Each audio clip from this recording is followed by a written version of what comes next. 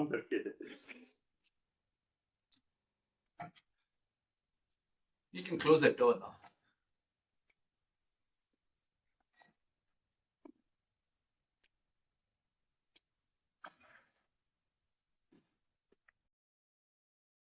Right. Do you think you can handle everything from this point onwards? Or do you need me to stay around? Sure. You can stay around for another 5 minutes. Or Yeah, of course. Till it Yes. starts. Yeah, We know we're on track.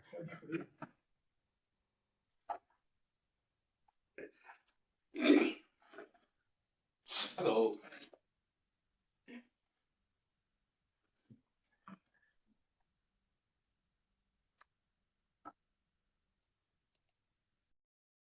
Well, I've asked ACM students to Yeah. introduce you. Okay. And how long will your talk last?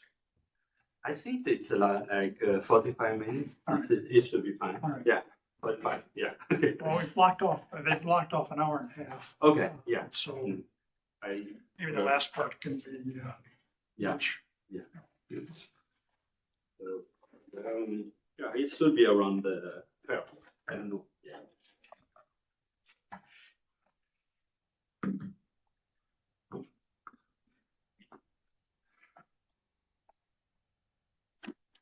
Rob? Okay. Oh, just in time. No.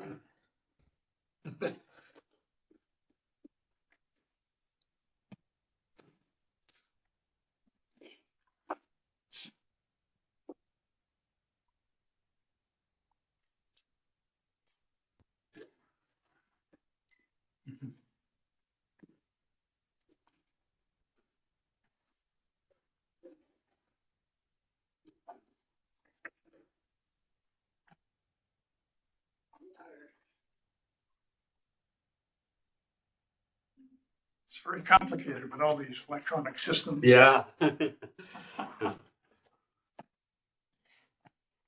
first time to use such a complicated WebEx. That question. Are you able to use WebEx with presenter view on your Mac? To use what? WebEx with Yes. the presenter view? On the Mac. Yeah, Presenter view, I'm not sure. okay. Oh, what's presenter? Whatever you can do on Windows, you can do on Mac. You can't, I haven't been able, I've spent hours and trying to get WebEx to show the presenter view on my screen while it's showing the slideshow. I don't know what you mean by presenter view. So you have your slide view, like PowerPoint. Yep. And then presenter view is if you have notes. Oh. I The think answer is yes, you can. You Yeah. just have to make sure you're sharing the right screen. Yeah. Or I've sharing the right tried window. everything, and I'm not the only person. My whole Yes. department. Yes, it can be done. It's just I don't know the step, but I know it can be Yeah, done. it must be like some tricky thing that just It's- happens it is, on. yes. Now that Alright. I hear what this is, I've used that a lot in teaching. I will try again. Sweet. Okay. We can start. All right. PC is fine, and Google Slides is fine. Hey, I'm going to introduce our speakers. PowerPoint and yeah, WebEx, not So, fine. hello everyone. That's a So, perfect setting. welcome to the ACM English Speaker Talk. If you haven't signed in, could you please use that computer with the sign form to help us sign in? And after signing, feel free to take some food and coffee, and then come back find the seats. And also, yeah, please allow me to introduce myself a little bit. My name is Da Yuan. I'm the old president, and also we have a new team starting from this year. First, please say hello to Wen Kai. Yeah, my name is Wen Kai, and since he is leaving, so I will take the vice presidency. Yeah, and or actually next president James. Nice to meet you guys. Excited to be here, though I can't stay for very long, sorry. TA stuff, but yeah. Thanks for coming. And Professor Fan, do you want to say something? Sorry, Professor Fan, do you want to say something? Yeah, so we're very happy to participate in this ACM student chapter presentation. Professor Song is very productive and has done a lot of great work in AI and continuing to do a lot of great work in AI. And, whatever his insights are about the third wave that's coming, I think will be very helpful and educational. Thank you, Professor Finney.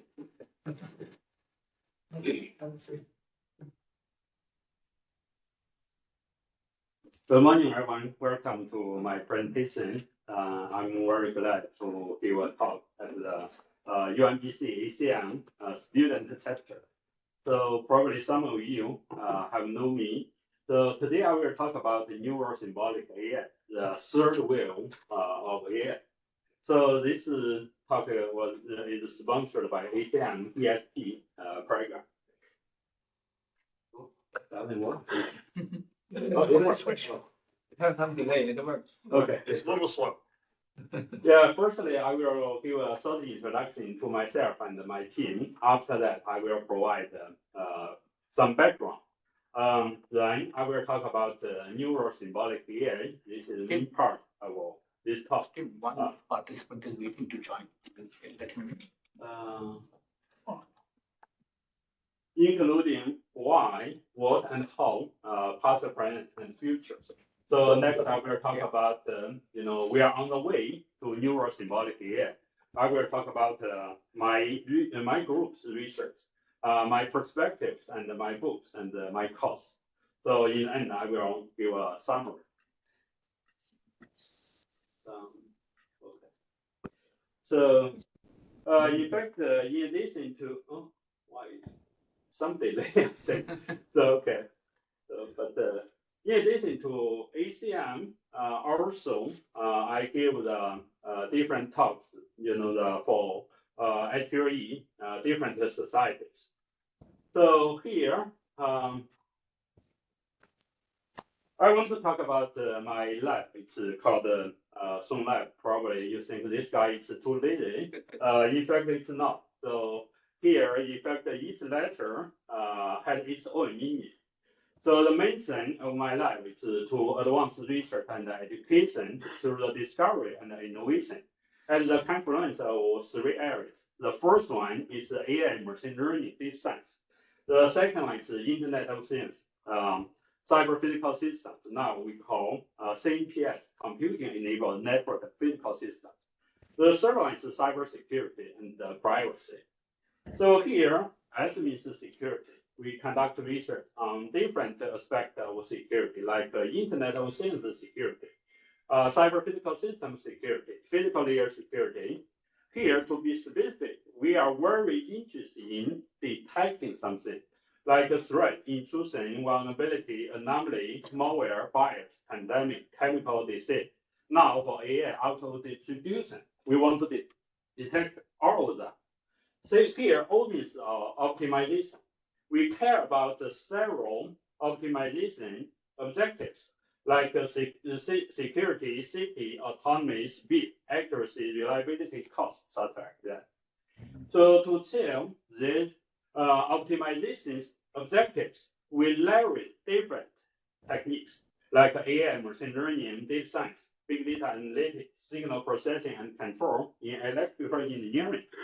So here, N and G basically is the network group various applications like Internet of Things, autonomous and cyber physical system, healthcare, medicine, UV swarm, vehicular networking, also finance, such like that. Here, we want to answer two fundamental questions. The first one is how can we design, build, and verify safe, secure, and trustworthy AI systems. The second question we want to answer is how can we develop AI strategy technology to detect events as quickly as possible after they occur. The first one is research question. The second one is applied research question. So to answer these two fundamental questions, we focus on two research areas. The first one is AI system design and verification. So we want to address several challenges here in AI, like generalizability, explainability, and robustness. Here we develop approaches like transfer learning, explainable AI, also incremental learning. We are working on the development algorithm architecture, also testing and evaluation frameworks. So this our current focus is neurosymbolic AI. This is today's focus. So the second area is AI-enabled quickest event detection. I just mentioned we want to detect, the different, the things. So here I call different events. So what to detect? It's very broad. I just mentioned. So here, how to detect? Here also is broad. So in addition to detection, sometimes we need to know the identity of this event. I call identify. Sometimes we need to know the properties of this event. It's characterized. Sometimes we need to know, the precise location of this event. If we want to take the action, we need to know the precise location. It's a localized. So this is how to detect. So here, I want to give you some background.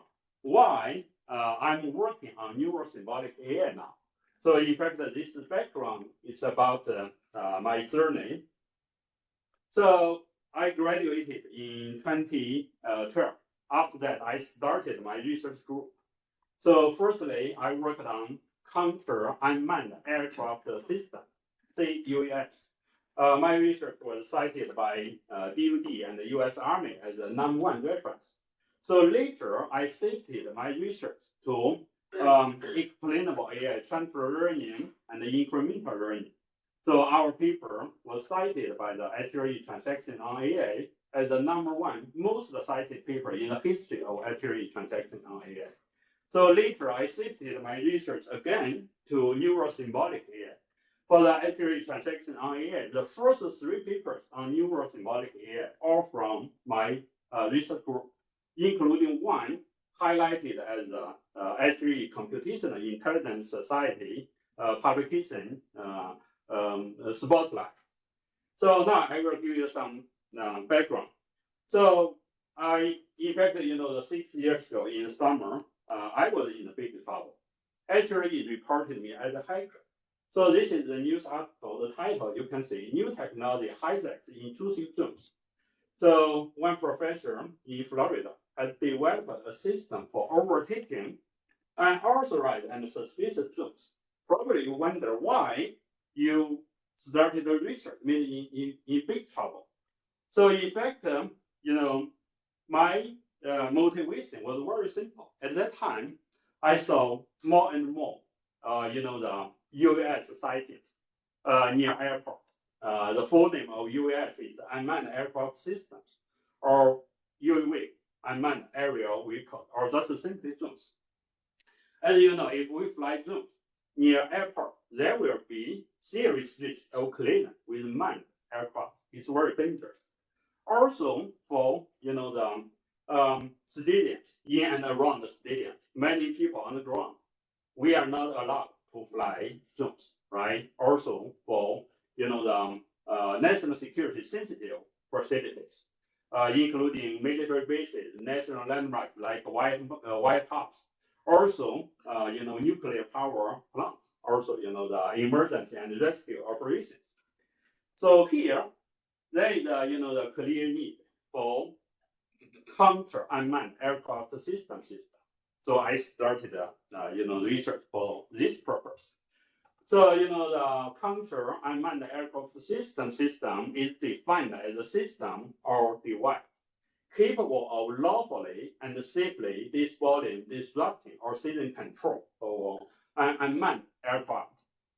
So at that time, in fact, there were probably at least 300 research teams working on same technology. But my system is very unique. So I detect and mitigate the zooms, but I don't need to destroy them or cause them to crash. For other technologies, they just want to shoot down the zoom.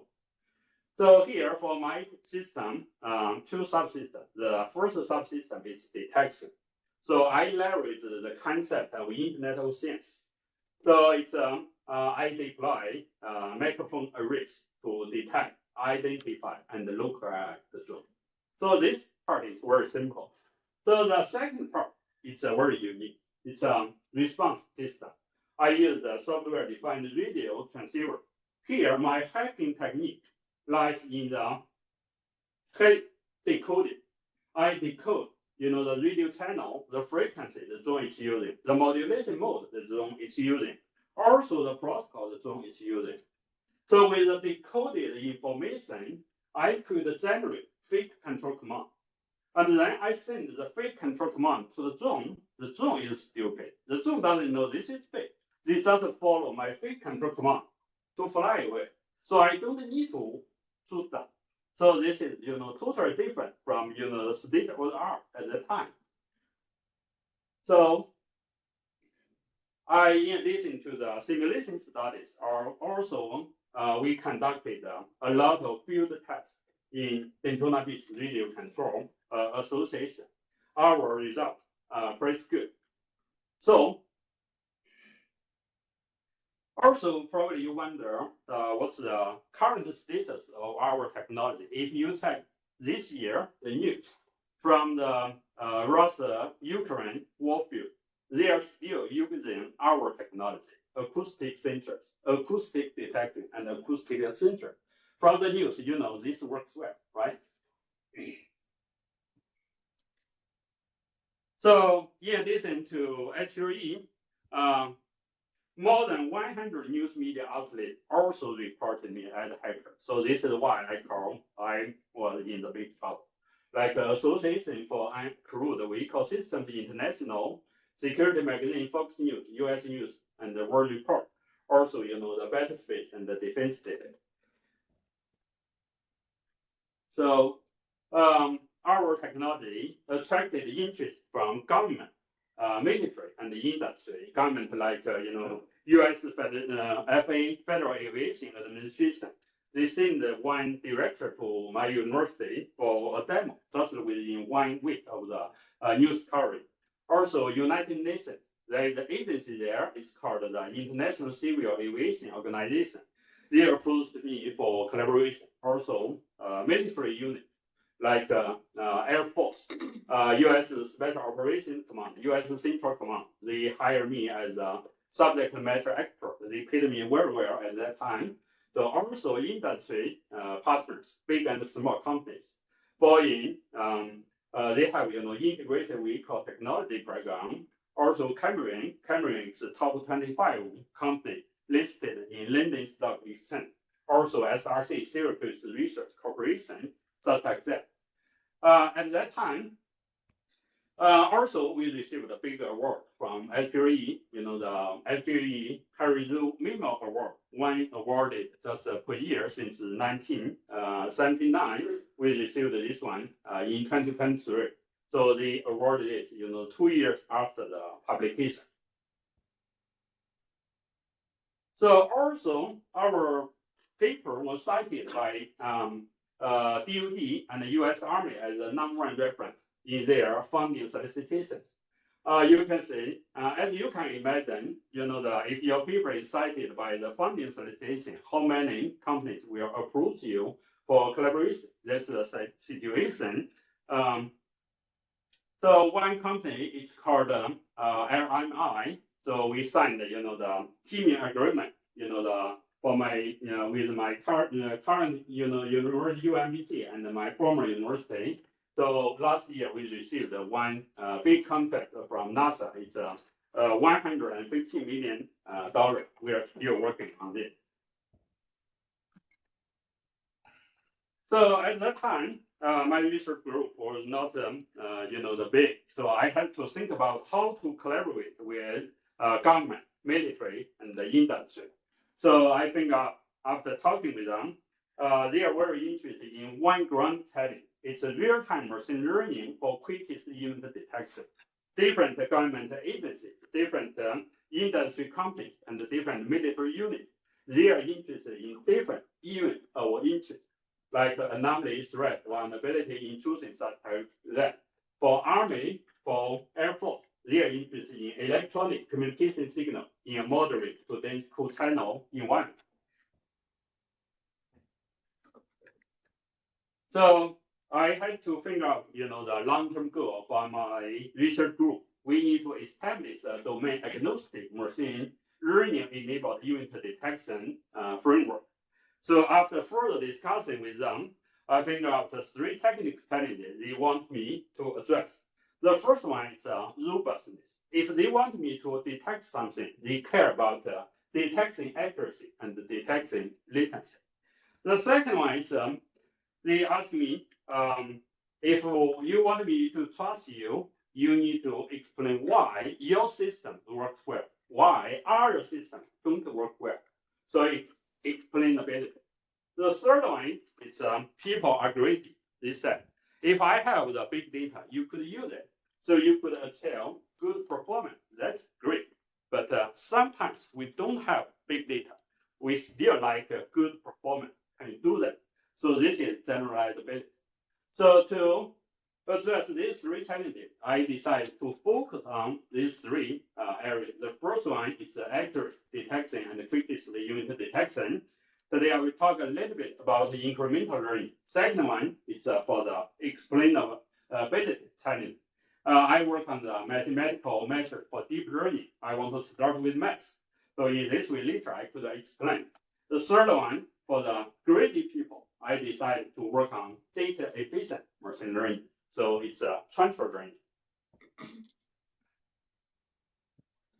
So for the robustness, so I just want to talk a little bit about incremental learning. Incremental learning, it means that we continuously use the input data to extend the existing model's knowledge to further train the model.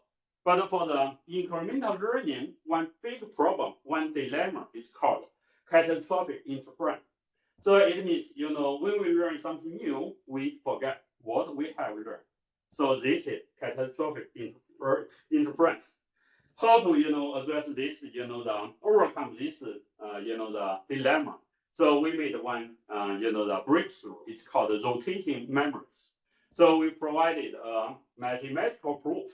So here we reference the older knowledge with the new information, 90 degrees separated. It's an orthogonal direction. We found this, we proved this has the potential to improve incremental learning by avoiding catastrophic interference. So in fact, it's very interesting. At the same time, one research group from the Princeton University, they conducted the mice experiment. They found the same phenomenon.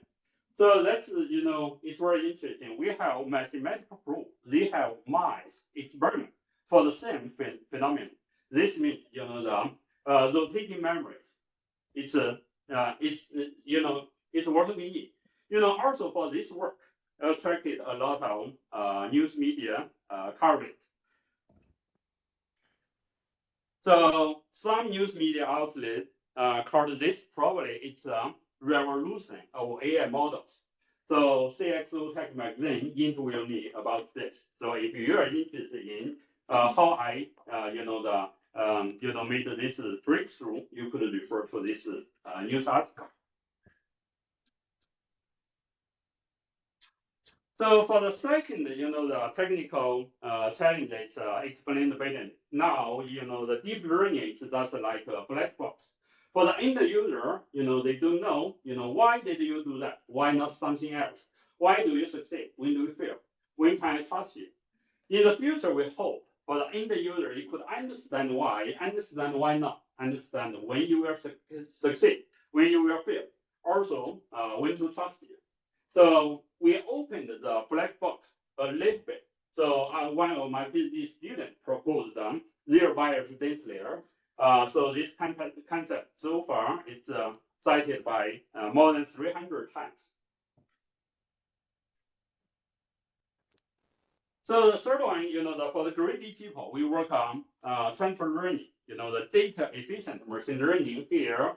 For axis, the amount of data. One axis is performance. So if we have the big data, the performance is good. But if we have little data, performance is stuck there. So we work on this. So definitely to achieve data efficiency, there are different approaches. For our approach, it's transfer learning. It means we modify artificial neural network trained for one task to do a new task. But for new task, we have only small data. So our transfer learning work basically two aspects. One is the distance domain transfer learning.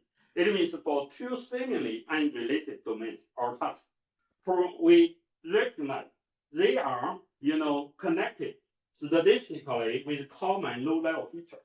Our task is to find the common low-level feature to link them together. So the second one is the cross-modality transfer learning. So text is one modality, image is another modality. So we want to transfer something between the text and the image. It's a cross-modality transfer learning. If you work on the transfer learning, I believe you know one famous paper written by Professor Qiang Yang in Hong Kong. His transfer learning paper already cited by almost 30,000 times. But his paper is old, written in 2010. What happened after 2010? Nobody knows. So I assigned one of my PhD students to bridge the gap. So we published our paper in HRE transaction on AI. So far, it's the most cited paper in the history of HRE transactions on AI. So now it's a neurosymbolic AI. Probably you notice when I developed a machine learning enabled unit detection system, I encountered three challenges: generalizability, interpretability, and robustness. So if we check the history of AI, so far we have passed the two waves. The first wave is to describe. The second wave is to categorize. For third wave, it's to explain. So for second wave of AI, to categorize, statistical learning, deep learning, they encountered three challenges: generalizability, interpretability, and robustness. So I found exactly the same challenges. I could expand my effort to address the challenges faced by second wave of AI. So we call this is, the third wave of AI. In the future, we will have contextual model to perceive, to learn, to abstract, and to reason. So since 2022, Neurosymbolic AI has emerged. So DARPA started Answer program. IBM held the first Neurosymbolic AI workshop. ACM highlighted the Neurosymbolic AI on its cover. I think it's 2022 October issue. Also, NSF promoted Neurosymbolic AI. So at that time, we started our research on Neurosymbolic AI. We published, three papers, on Neurosymbolic AI. So these three are the first three papers published by HRE Transactions on AI on this topic. So including one, we received the HRE Computational Intelligence Society publication Spotlight. So if you are interested in our paper, so here it's a title you could search. So now I will talk about Neurosymbolic AI, why, what, and how, and the past, present, and the future. So here, in fact, the Neurosymbolic AI, the idea is from, I think it's 2002. So in 2002, Daniel Kahneman received the Nobel Prize in economics. His idea is two systems of thinking. So now for second wave of AI, deep learning. So here we found, this is just one system. If we have another system, probably we could address the challenges faced by deep learning. So here, according to Daniel's idea, there will be two systems. One is system one, 95% of time we are using, system one. So this one is very fast. So, but we need another one. It's a system two. System two is responsible for rational thinking. It's very slow. So here, if we apply this idea to deep learning, neural network, deep learning, large language models. That's the system one. We need another one. The second system. So in fact, it's already there. System AI, the symbolic, the reasoning and representation. So if we combine these two together, probably we could address the challenges faced by deep learning. So here, the symbolic AI is not new. It works well in known environment. Neural network, it works well in unknown environment. So here, neural symbolic AI to integrate neural network with symbolic representation. Symbolic representation, symbolic reasoning is just a low capacity, just a symbol. So we don't need the big data here. For neural learning, it's a high capacity, it's dense. So we could combine these two together. So probably you wonder how to integrate the two together. Henry Cox summarized, at least eight pathways to integrate these two together. So the first one is symbolic, neural, symbolic. We could do in order like this. Also, we could do symbolic, here, the neural model that's embedded here. For the famous product like AlphaGo, AlphaZero, and Alpha Geometry, all belong to this category. The third one is neural symbolic, that's in parallel. Also, we could do neural symbolic, neural like this. Also, we could do neural symbolic, first order logic, pincer neural, pincer first order logic. Also, we could do embed like this. So here, neural is a main, symbolic is embedded. So this is, Henry's favorite, the pathway. Definitely, there will be more pathway because, no one dominant now. So now I want to talk about, the past, present, and the future. So here, it's clear, the first wave of AI is symbolic AI. We create a set of rules to represent knowledge in well-defined domains, the featured by, expert system. For the second wave of AI, we create statistical models for specific problem domain and train them on big data. So here, this is past. We believe present is a neurosymbolic AI. So here, in addition to data, we could leverage prior symbolic knowledge. We have 5 types of symbolic knowledge to integrate, like equation, including mathematics or physics. So if we use physics, it's physically informed neural network. Also, we could use, the finite state machine. Now it's a neural state machine. Also, logic like a propositional logic or, first order logic. Also, relational graph theory. Also, the visual concept. So now we will have hybrid neural symbolic networks. So we will have 2 spaces now, neural space and the symbolic space. Between these 2 spaces, there will be, the interactions. So like, lift, nerd, and drop. In this way, through the interactions between these 2 spaces, we believe we could address, these 3 challenges. So in fact, the neurosymbolic AI has received, first, Nobel Prize last year. Nobel Prize in chemistry. If we, for AlphaFold, if we check, AlphaFold, in fact, AlphaFold is a combination of a neural network embedded within a symbolic AI framework. So other, the early successes of neurosymbolic AI, let's start from last year. AlphaProof and Alpha Geometry, they use this in the IMO International Mathematical Olympiad. So you can see out of, the 30 problems, Alpha Geometry solved the 25 problems correctly. So it's between 0 and go. So they also, for the point, they received 28 points, between good and 0. So let's say this year, probably from the news, you notice this.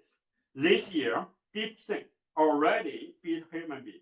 They win the IM25. So you can see the difference. Last year, it's still formal mathematics, but this year it's already informal mathematics. Last year it's alpha proof and alpha geometry. This year it's DeepSync. So also, 6 months ago, so Alpha evolved. This one, they claim they solved the mathematical problems after 56 years. So if you check, their framework, it's still neurosymbolic. So here they use, integrate the pattern recognition and the generative power of neural networks with the symbolic representation and the manipulated code and the logical structures. So it's another early success. So in the future, it's artificial general intelligence. It will be featured by 3 capacities. The first one is the grounding.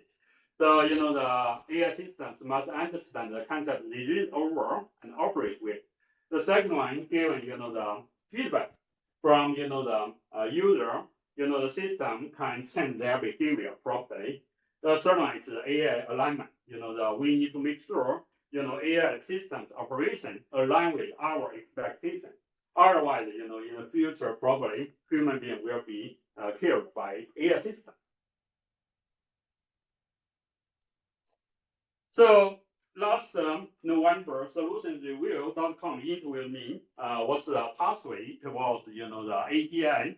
I shared my perspective.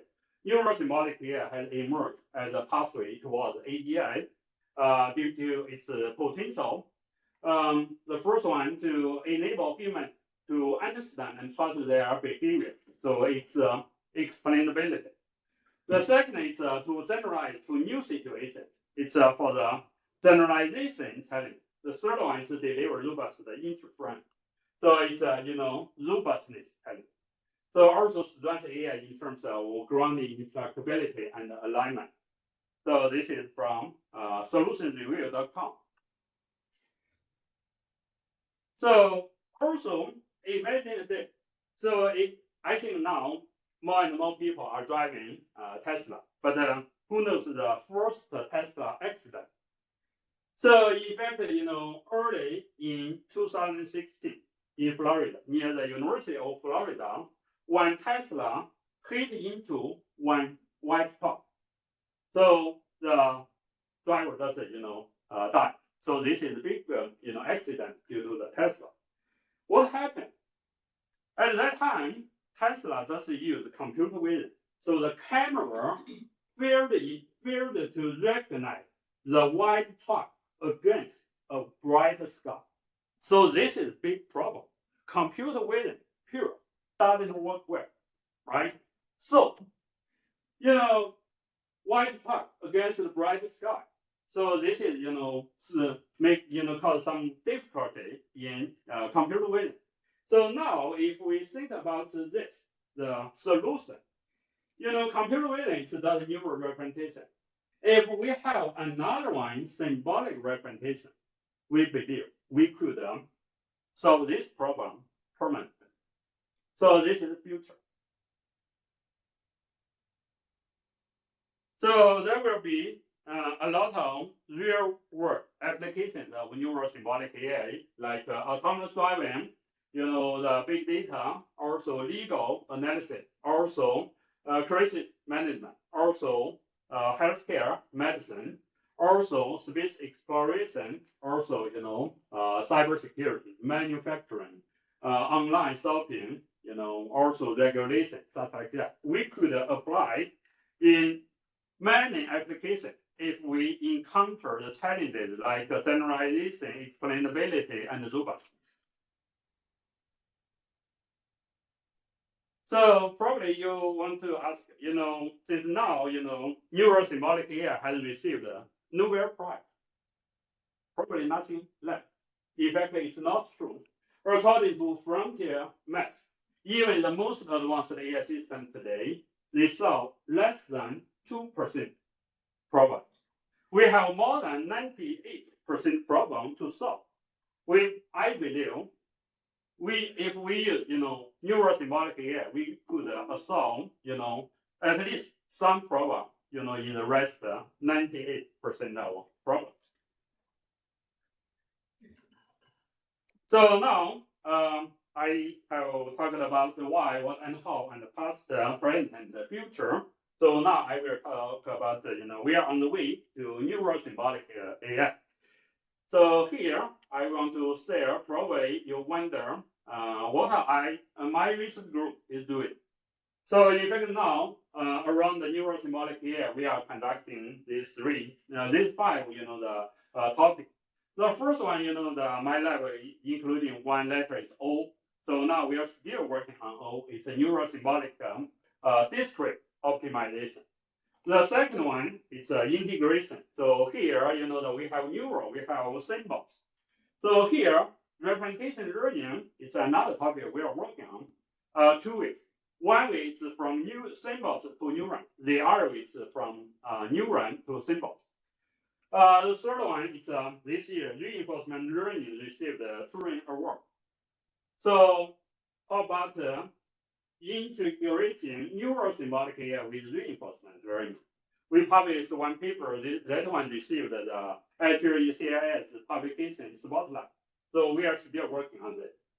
So the next one is neurosymbolic saying with perception and understanding. So for this one, I just mentioned a Tesla accident. So in fact, this one is related to that one. We need the same perception and understanding based on neurosymbolic here. So the next one is transfer learning. So we had some work on transfer learning. So now we are continuing on this. It's a neurosymbolic transfer learning. We want to find define the metrics when to the the feasibility and when to transfer. So now I want to share my perspective since now the neurosymbolic AI is still new. So in fact, in the past 2 years, so a lot of news media outlets interviewed me about this. So the first one is actually transmitter. They interviewed me how to get AI right. So I shared, talked about three challenges for the future: generalizability, explainability, and robust. Exactly same challenges I talked today. So also actually official Twitter,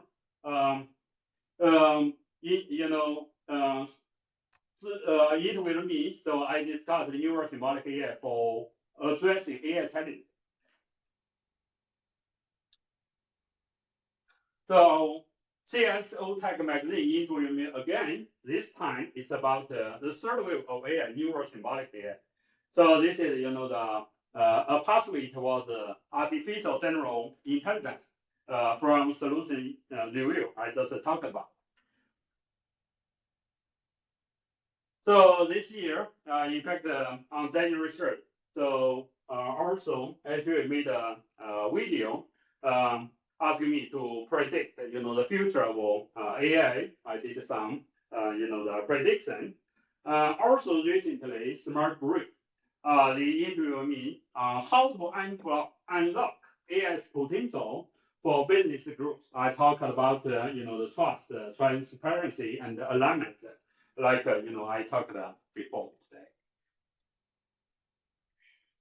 So also, what about cybersecurity? They asked me, for my opinion.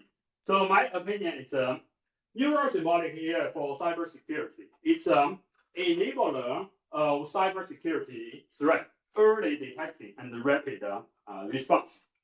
So this one also from the solution review, the details there.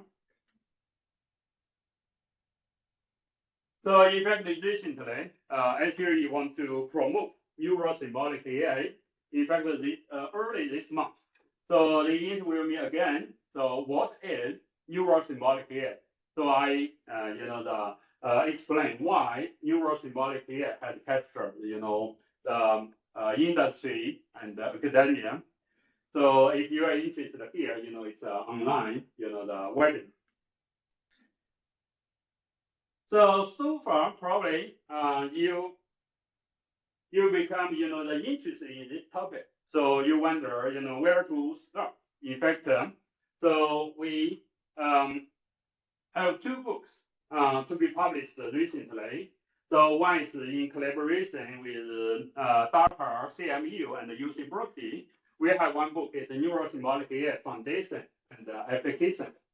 So it will be published by the Wiley Actually Press. I think it's by the end of next month.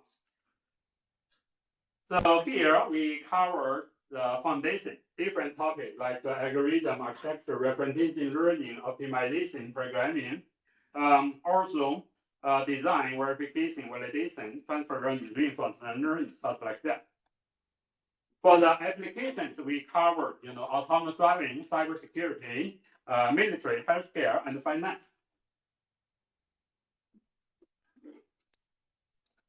The second book on neurosymbolic AI is Neurosymbolic AI, integrating neural network and the symbolic reasoning.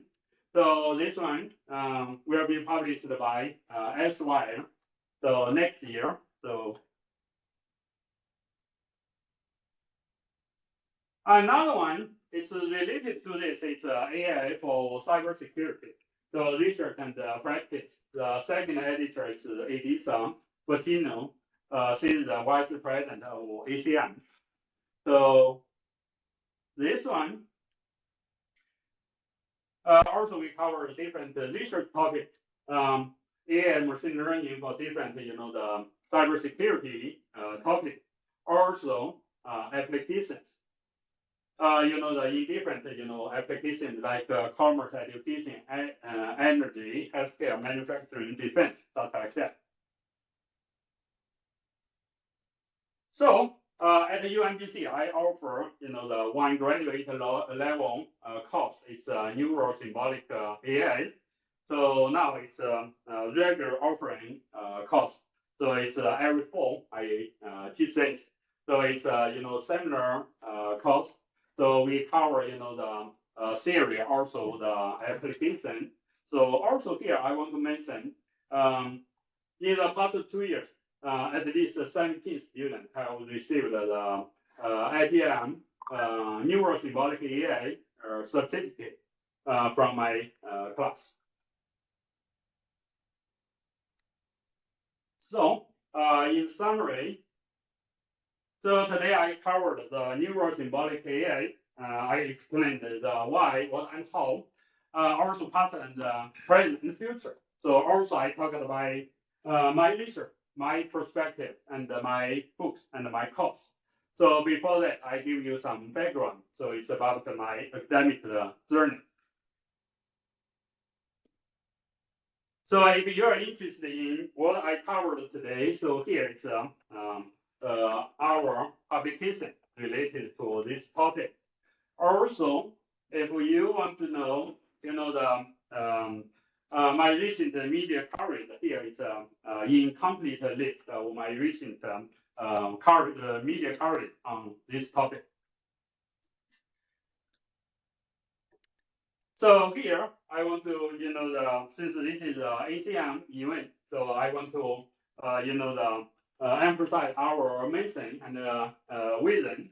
So I'm proud to be an ACM member. So today's talk is made possible by ACM distinguished speakers program. Okay, thank you. So this is my talk. Any questions? Thank you very much.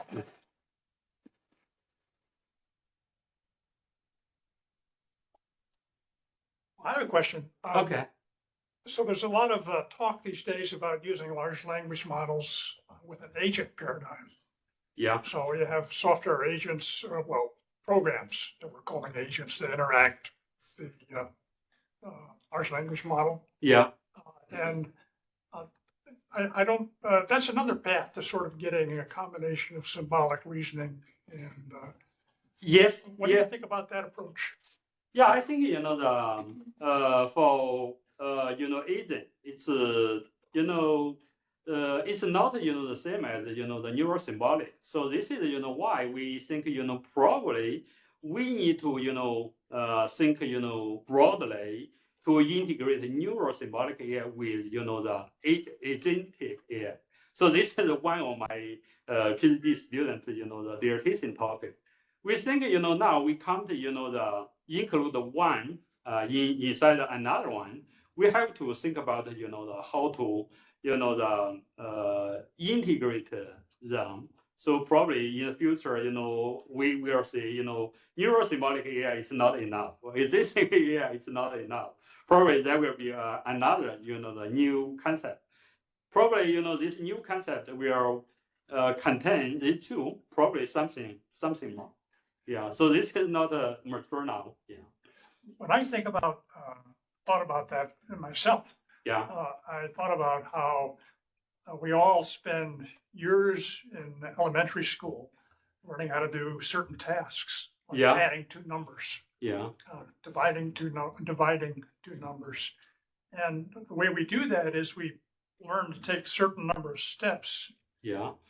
which we might be helpful to do it with paper and pencil. Yeah. And that seemed like exactly the combination of using neural networks in my brain Yeah. and some agent that says, here are the steps to follow, go through it mechanically like a program. Yeah. Your thoughts on that? Yeah, I think it seems promising. Yeah. I think probably this is, one solution, to integrate these two. Yeah. Yeah. Thank you. Yeah, good point. Yeah. I'm curious about your thoughts on how long you think this will take to become mainstream. So how long? You figure now, it's hard to say. If you check, the social media, you could find, the debate, the fight between these two, sorts. I think this week, like, I think, one mainstream still now, I think it's, the neural network. But now we are making noise, like a neurosymbolic AI. We think, it's not enough. But I think probably it will take several years. But I think the more and more people recognizing the neurosymbolic AI, it's not enough. We need something new. So in fact, I just mentioned the two books I'm working on. In fact, the second book we got the endorsement of the triple AI president.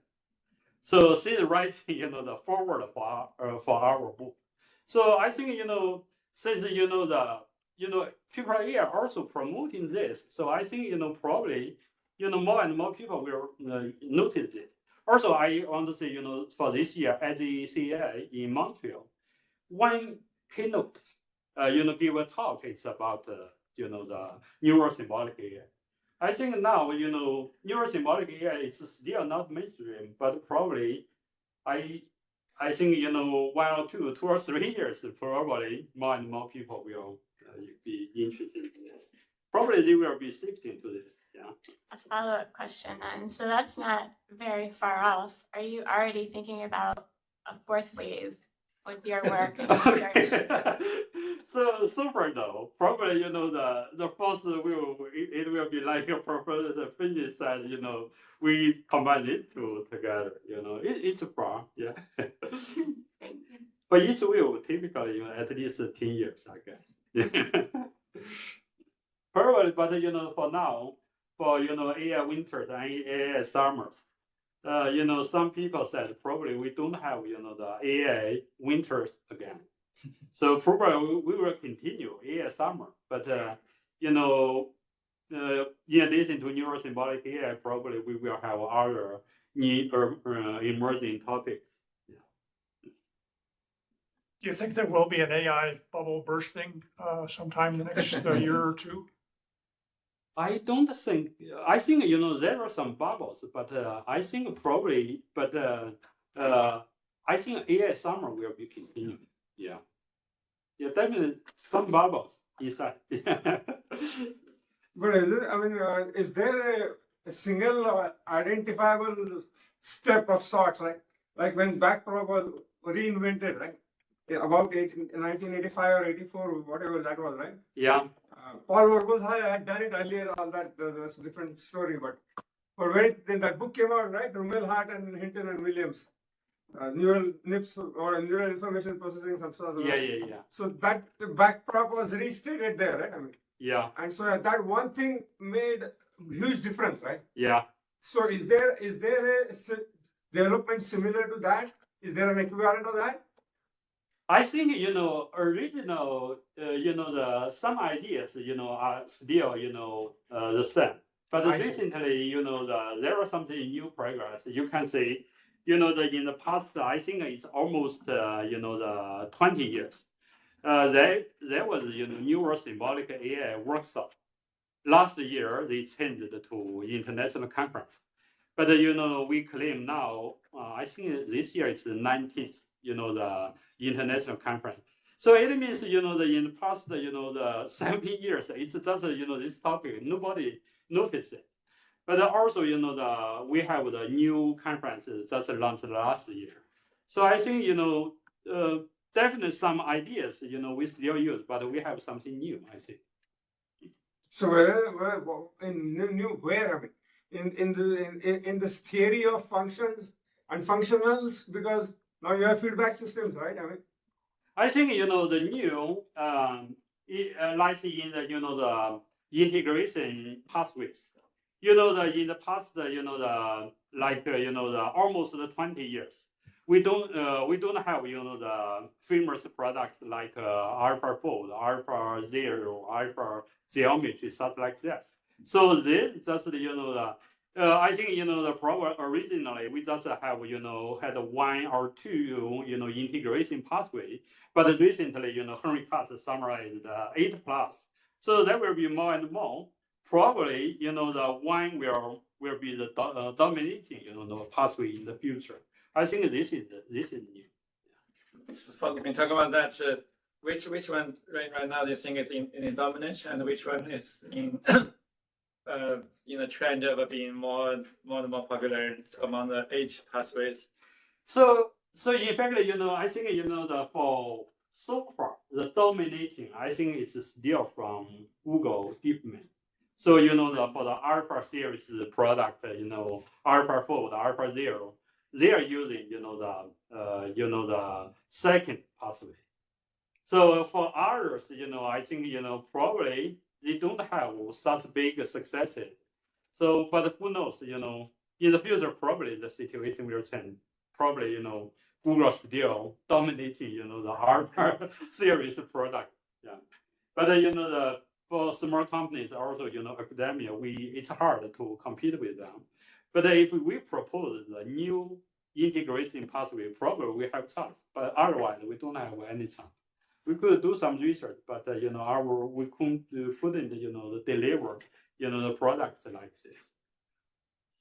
So you mentioned Daniel Kahneman.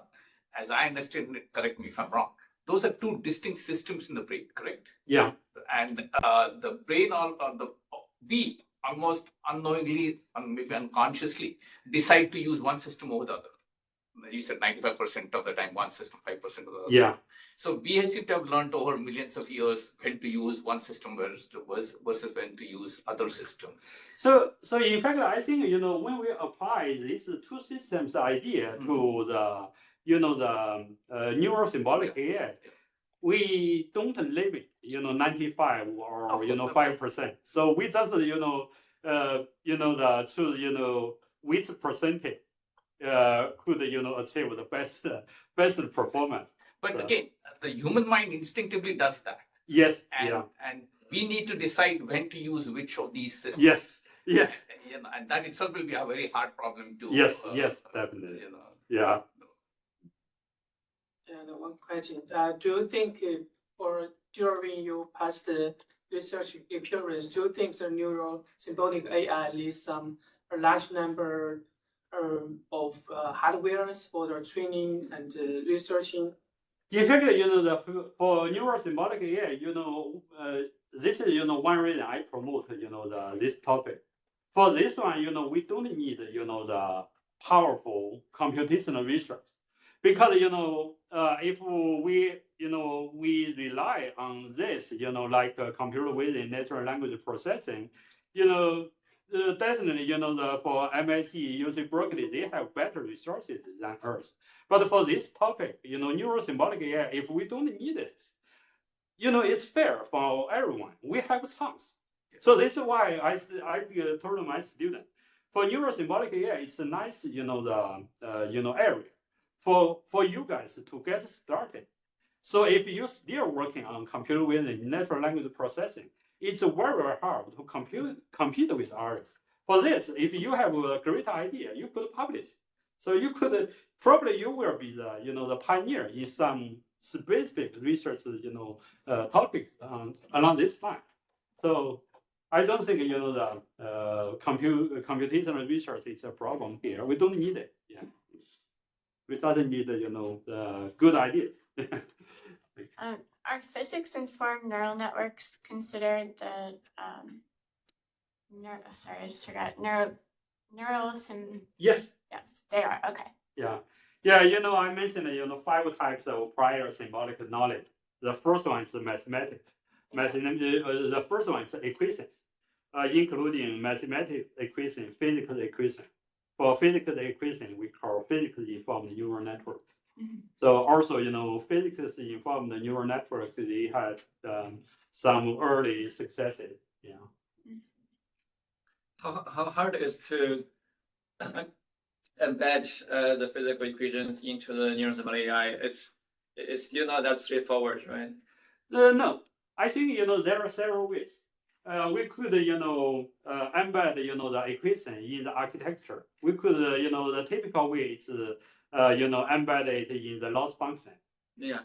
That's Yeah, I think since more people are working on the loss function, probably I think for the architecture, if you put it in the architecture, probably the result will be better. So build the architecture just based on the equation. Yeah. There is a Hamilton neural network. HNN. I think is CVPR or which of the conference, top conference received it on 2022, I think.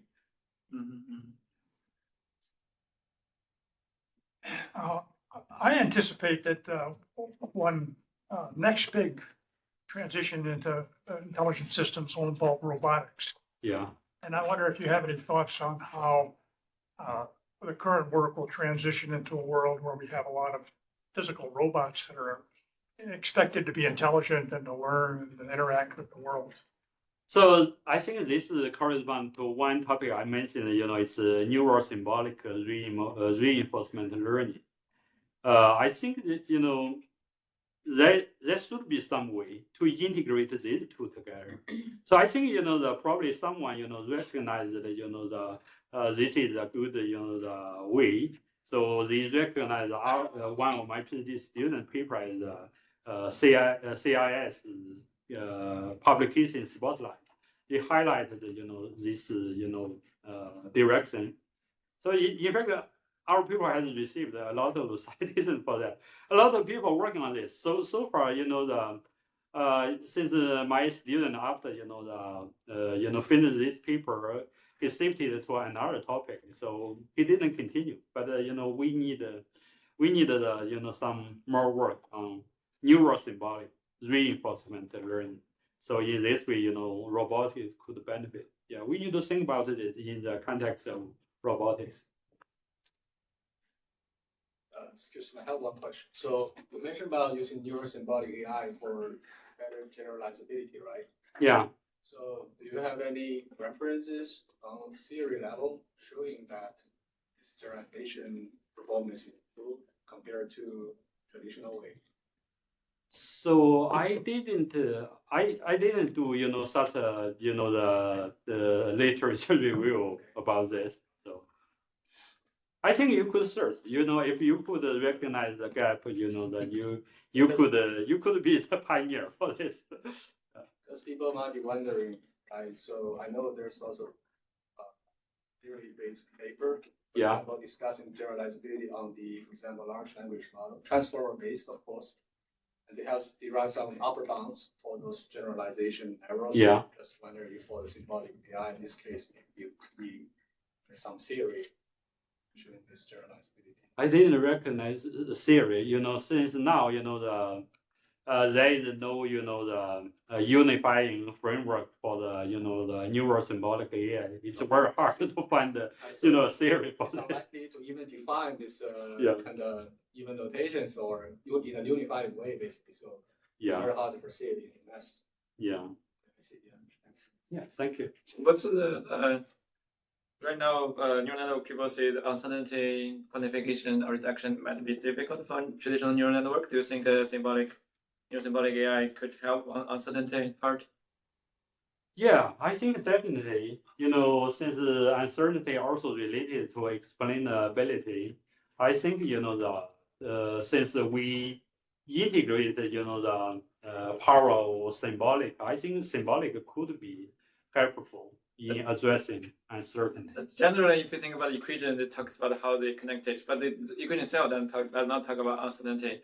It's to me, it's a little bit additional information needed beyond just the equation to tackle uncertainty.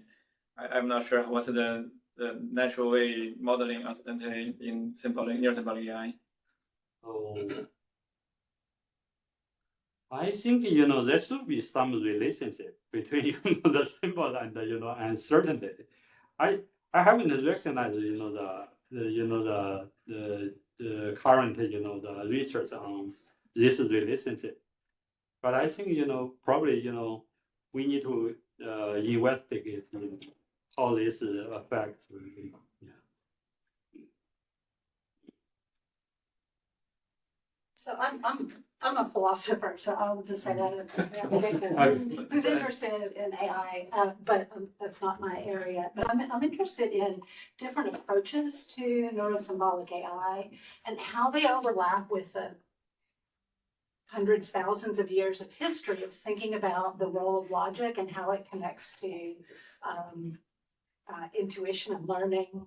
I mean, whether they're different ways of integrating symbolic system, logical systems into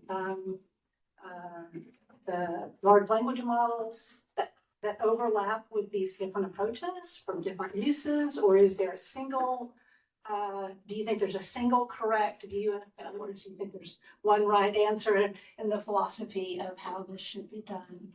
So in fact, I think this one is it depends. So here for the symbolic knowledge, different the types. I think probably in this situation, I think logic it's the related. It's we could leverage the logic as prior symbolic knowledge. But since how to integrate, this is a problem, the Hermit summary is, 8+ pathways. Which one is, it's most useful for this situation? I don't know, nobody knows for this one. Yeah, I think, probably, one way is to try different way to see which one, achieves the best result. But also here, you could, creatively to develop a new pathway to integrate the two. So I think now, more and more pathways are being developed. Probably still we need more. Yeah. For example, right, what a Boolean algebra, right? That knowledge exists, right? There's no point reinventing it. Yeah. So I mean, how do you incorporate that already? If I have a big switch statement, right? I mean, maybe it could be simplified tremendously, right? Yeah. If I use just Boolean algebra, right? Yeah. So I mean, I don't know. I just threw out a thought. That's all. Yeah. So in fact, now I think it's still need more investigation about this. So again, it seems to me that there has to be this experts, right? I mean, yeah. I mean, somebody this Boolean algebra send it to this machine or whatever, or this domain, right? Or this person Yeah. Then if it turns out to be mostly about physics and differential equations, send it to some other. I mean, that seems. I mean, if it's going to be a reflection of what we see, just as we specialize, right? I mean, even those, I mean, no matter how it takes, they must also specialize, right? Yeah. So to move this field forward, I think people generally need a benchmarking data set. Are there existing well-known benchmark data set people can try different technology to see the ranking, which method perform best, like ImageNet or Neurosymbolic AI? Do we have such a data set people can try? so far, no. So far, it's yeah. We could try to build, but so far, no. Otherwise, it's your voice against my voice. It's difficult to know who actually wins. Yeah. I think probably in the next few years there will be benchmark here. Yeah. But now so for we don't have the unifying framework, so this is a problem. I think probably the benchmark will be coming at the similar time as the unifying framework. So, sometimes you don't need a unified framework. You only need to see the problem. If whoever solves it best, it wins, right? Why do we need to strict constraint on the framework? yeah, but this is one way. So if you want to get your the research recognized by others, you need to have the unifying framework. So otherwise, for others, it's hard to repeat to your research.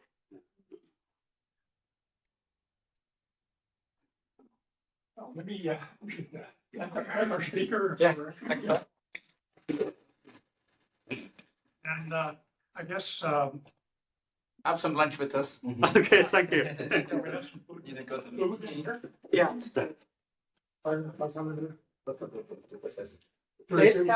Take some food.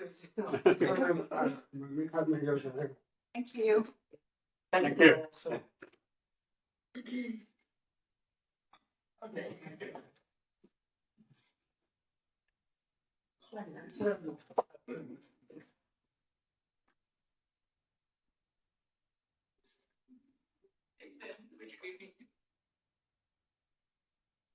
Thank you. That was really interesting.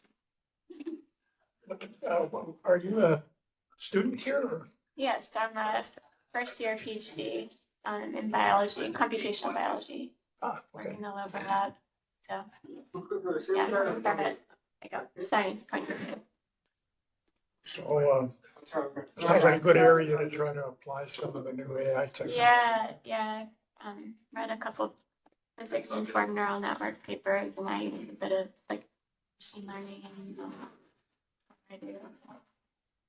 And now is that is it being applied to sort of analyze biological data better, or? Yeah, so the project I'm working on is reverse engineering biological spatial patterns using like an evolutionary algorithm to come up with gene regulatory networks and the mechanisms behind them. So we do not use neural networks because we want to know why it's doing this thing. Yeah, no, I wanted to. I got later. Similar papers have started But pins that, so yeah. I need to go for. yeah, Great talk, Houbing. Yeah, I'll thank be you. in touch later. Yeah, okay, thanks. yeah. yeah, no, very nice I talk. really Yes, thank you, appreciate thank you. the talks you guys do. You're on this floor, right? Yeah. What do you First floor. work in? First floor. Yeah. Oh, it's the first floor. Four. I see. But most of my AI work has been involved in language understanding, knowledge representation, reasoning, Mhm. technical systems that depend on those. Yeah, That's pretty apparent. yeah. And what's your background? That's computer science. I've been involved in AI since 1971. Yeah. Sort of, For most people, it's very new, but technically not. Yeah. Thank you, Prof. Oh, Thank you. Thank you. That's a great talk. Thank you. Well, I have an art background also. I learned from Marvin Minsky that neural networks would never work. Really? Never be any good in AI. Interesting. That's what I learned in his class. Yeah. Wow. 70s. Yeah. I read a book of his when I was in art school. A long time ago. Yeah, yeah. Yeah. Interesting. Well, you know, our ideas have evolved, continue to evolve. So Yeah. it kind of makes it interesting. Yeah. I'm curious to go look at his lab now. Yeah. See what I can find there. Anyway, thank you.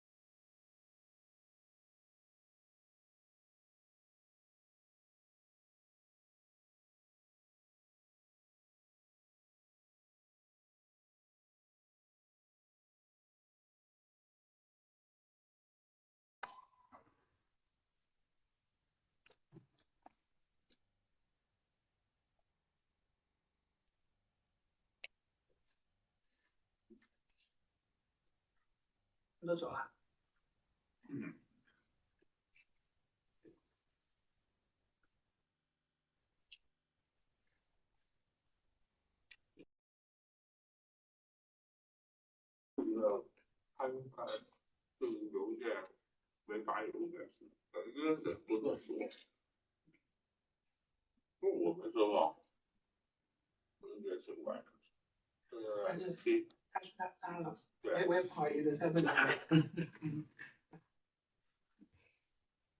确实是我们系的，但是他平时就发一些，就是seeking for project 啊，什么 title die 啊那些，就是一些跟比较 official 的那种协议，就是那些有感觉平时就是我们系里面的 research talk 都是他去发的。那一般对吧？